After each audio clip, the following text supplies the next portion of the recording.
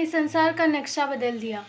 दक्षिण पश्चिमी पेरू में जहां एंडीज और अमेजन बेसिन मिलती है, वहीं पर मानू नेशनल पार्क है। 15 लाख हेक्टेयर में फैला यह पार्क धरती पर सबसे ज़्यादा जैव विविधता से भरी जगहों में से एक है। इसके ऊपर धुंध की चादर लिपटी रहती है और यहाँ लोगों का आना जाना कम ही होता है। नदियों को पार करके जगुआर और प्यूमा से बचते हुए जब आप वर्षा वन के जंगल में घने जंगल में पहुँचते हैं तो वहाँ सिनकोना ऑफिशिनेलिस की कुछ बची प्रजातियों को देख सकते हैं जो इन पेड़ों को नहीं जानते। उनके लिए वर्षा वन के सघन भूल भुलैया में 15 मीटर लंबे सिनकोना पेड़ों को पहचानना मुश्किल हो जाता है। एंडीज के तलहटी में उगने वाले इस पेड़ के कई मिथकों को जन्म दिया है और सदियों तक मानव इतिहास को प्रभावित किया है। पेरू ने अमेजन क्षेत्र माद्रे डी डियोस में बड़ी हुई नटाली कैनल्स कहती है, हो सकता है कि बहुत से लोग इस पेड़ को न जानते हो, फिर भी इसके निकाली गई एक दवा ने मानव इतिहास में लाखों लोगों की जान बचाई है। कैनल्स फिलहाल डेनमार्क के नेचुरल हिस्ट्री म्यूजियम में जीव वैज्ञानिक है जो सिनकोना अनुवांशिक इतिहास का पता लगा रही है। इसी दुर्लभ पेड़ की छाल से मलेरिया की दवा कुनैन बनाई गई थी।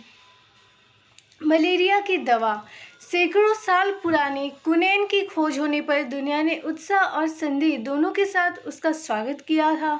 हाल ही में इसे दवा पर फिर से बहस छिड़ी हुई है। कुनैन के सिंथेटिक संस्करणों क्लोरोक्वीन और हाइड्रोक्सीक्लोरोक्वीन को कोरोना वायरस का संभावित इलाज बताया गया है, जिस पर काफ़ी विवाद है। मच्छरों के परजीवियों से होने वाली मलेरिया बीमारी सदियों से इंसान को त्रस्त करती आ रही है। इसने रोमन साम्राज्य को तबाह किया और 20वीं सदी में 15 से 30 करोड़ लोग मलेरिया से मारे गए।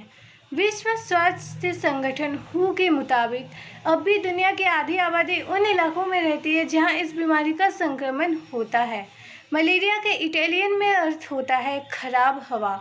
इस गलत धारणा की वजह से मध्य युग में इसका इलाज भी गलत तरीके से करने की कोशिश होती थी। शरीर पर खून निकालकर, अंगों को काटकर, यहाँ तक कि खोपड़ी में छेद करके मलेरिया का इलाज किया जाता था। 17वीं सदी में एंडीज के नए घने जंगलों में मलेरिया की पहली दवा खोजी गई। किंवदंतियों के मुताबिक कुनैन की खोज 1631 में हुई। स्पेन की एक रईस महिला काउंटेंस ऑफ सिनकोना की शादी पेरू के वायसराय में हुई थी। वह बीमार पड़ गई। तेज बुखार के साथ उनको कंपकपी होने लगती थी, जो मलेरिया के लक्षण थे। पत्नी को ठीक करने के लिए वायसराय ने उनको एक दवा पिलाई जो जेसुइट पुजारियों ने तैयार की थी। अब बात करते हैं पेड़ की छाल वाली दवा। इस दवा में एक पेड़ की छाल थी जिसे लौंग, गुलाब के पत्तों और कुछ अन्य सूखे पौधों के साथ पीसकर बनाया गया था। काउंटेंस जल्दी ठीक हो गई। जिस करिश्माई पेड़ ने उनको ठीक किया उसे सिनकोना नाम दिया गया। आज यह पेरू और इंडेवडर का राष्ट्रीय पेड़ है। ज़्यादातर इतिहासकार इस कहानी को गलत बताते हैं, मगर इसमें से कुछ हद तक सच्चाई जरूर है। कुनैन एक क्षारीय यौगिक है जो सिनकोना की छाल में पाया जाता है। यह मलेरिया फैलाने वाले परजीवियों को मार सकता है, लेकिन इसकी खोज स्पेन के जेसुइट पुजारियों ने नहीं की थी। कैनल्स कहती है स्पेन के लोगों के आने वाले पहले से ही क्वेचुआ, कैनरी और चीमू आदिवासियों ने कुनैन के बारे में मालूम किया था। उन्होंने स्पेन से जेसुइट को छाल के बारे में बताया।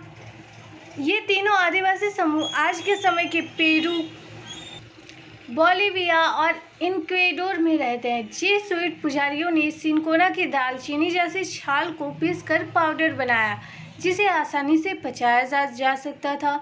इसे जेसुइट पाउडर कहा गया। कुछ ही दिनों में मलेरिया का इलाज करने वाली जादुई दवा के बारे में यूरोप में चर्चा शुरू हो गई और इसके बाद शुरू हुआ कुनैन का व्यापार। 1640 के दशक जब जेसुइट ने सिनकोना की छाल को पूरे यूरोप तक पहुंचाने के लिए व्यापारिक मार्ग बना दिए। फ्रांस में कुनैन से राजा लुई 14वें की बुखार का इलाज किया गया। रोम में पोप के निजी चिकित्सकों ने पाउडर की जांच की और जेसुइट पुजारियों ने इसे लोगों में मुफ्त बांटा। लेकिन प्रोटेस्टेंट इंग्लैंड में इस दवा को शक की नज़र से देखा गया। कुछ डॉक्टरों ने इसे कैथोलिक साजिश और पोप का जहर करार दिया। ओलिवर क्रॉमवेल की मौत मलेरिया की वजह से हुई। उन्होंने कथित और जेसुइट पाउडर लेने से इनकार कर दिया। खैर 1677 में तक रॉयल कॉलेज ऑफ फिजिशियंस ने सिनकोना की छाल को दवा की आधिकारिक सूची में शामिल कर लिया था। इसके बाद पूरे इंग्लैंड में डॉक्टर इससे मरीज का इलाज कर सकते थे। सिनकोना का जुनून बढ़ा तो यूरोपियन ने स्थानीय लोगों को इसकी छाल लाने में काम में लगा दिया। वे वर्षावन के अंदर जाकर पेड़ की छाल उतारते थे और पेरू के बंदरगाहों पर खड़े जहाज़ों तक पहुंचाते थे। सिनकोना की मांग बढ़ी तो स्पेन ने एंडीज को दुनिया का दवा घोषित कर दिया गया। जल्द ही सिनकोना के पेड़ बड़े दुर्लभ होने लगे। 19वीं सदी में विदेशी कॉलोनियों में तैनात यूरोपीय सैनिकों को मलेरिया का खतरा बढ़ा और सिनकोना की कीमत बढ़ गई। सेना की जरूरत। अब बात करते हैं क्या जरूरत थी सेना को सिनकोना